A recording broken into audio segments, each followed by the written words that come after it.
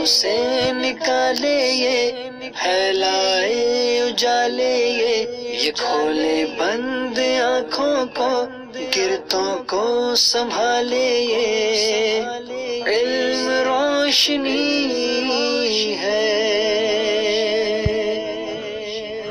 الحمد للہ الذی ابدع الافلاک والارضین والصلاة والسلام علی من کان نبیا وآدم بین الماء والطین وعلی آلہ واصحابہ اجمعین اما بعد فاعوذ باللہ من الشیطان الرجیم بسم اللہ الرحمن الرحیم۔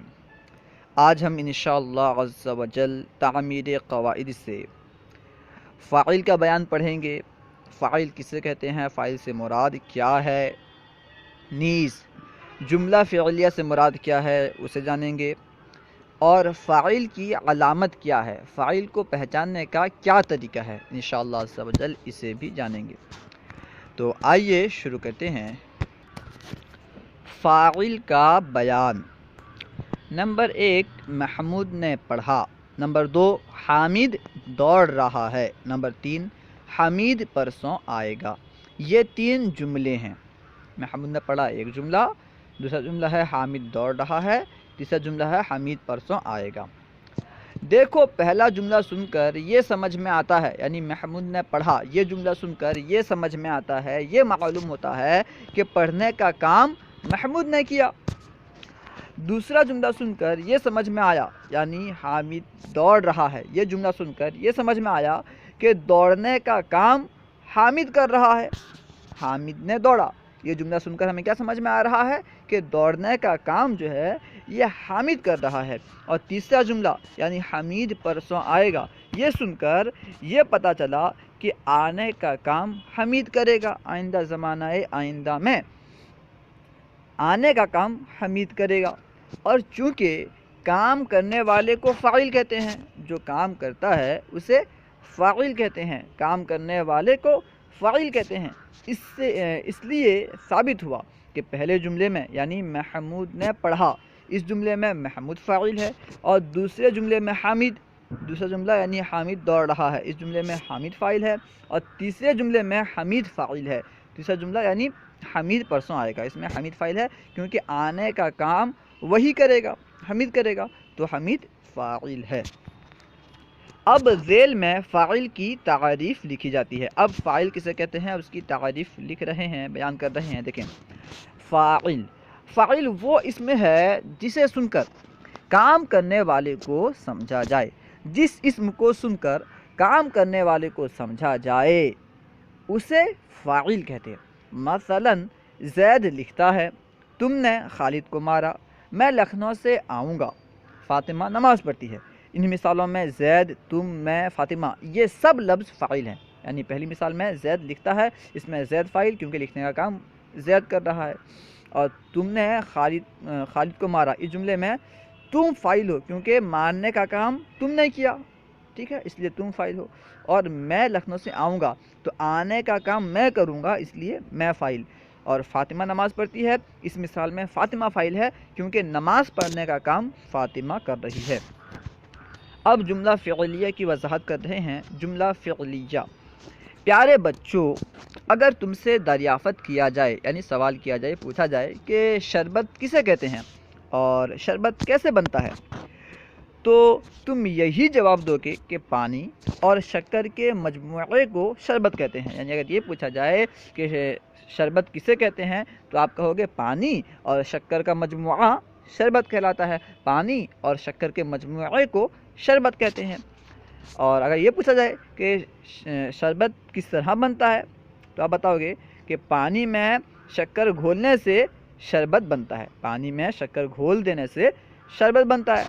تو جس طرح پانی اور شکر کے مجموعے کو شربت کہا جاتا ہے، پانی اور شکر سے مل کر جو تیار ہوتا ہے اسے شربت کہا جاتا ہے، یوں ہی فعل اور فاعل کے مجموعے کو جملہ فعلیہ کہتے ہیں۔ جو فعل اور فاعل سے مل کر بنے اسے جملہ فعلیہ کہتے ہیں۔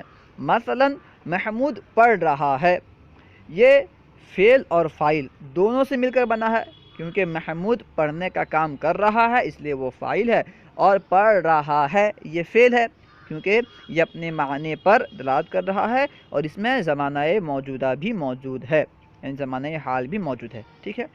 تو یہ فعل ہوا، پڑھ رہا ہے، تو مکمل محمود پڑھ رہا ہے۔ یہ جملہ کیونکہ فعل اور فاعل دونوں سے مل کر بنا ہے اس لیے اسے جملہ فعلیہ کہیں گے۔ اسے بیان کرتے ہیں، مثلا محمود پڑھ رہا ہے، یہ بولی چونکہ فاعل اور فعل کا مجموعہ ہے اس لیے جملہ فعلیہ ہے۔ محمود پڑھ رہا ہے جملہ فعلیہ ہے۔ ذیل میں چند جملہ فعلیہ اور ان کی ترکیب لکھی جاتی ہے۔ چند جملہ فعلیہ اور ان کی ترکیب کس طرح کرنی ہے اسے لکھ رہے ہیں۔ ترکیب سیکھنے اور کرنے سے قواعد کی باتیں تمہارے دل میں خوب جمیں گی۔ ترکیب کرنے سے جو قواعد کی باتیں ہیں وہ دل میں جم جائیں گی، بس جائیں گی، اس لیے ترکیب یہاں پہ لکھ رہے ہیں، انہیں دھیان سے سنیں اور یاد کریں۔ نمبر 1، احمد آیا۔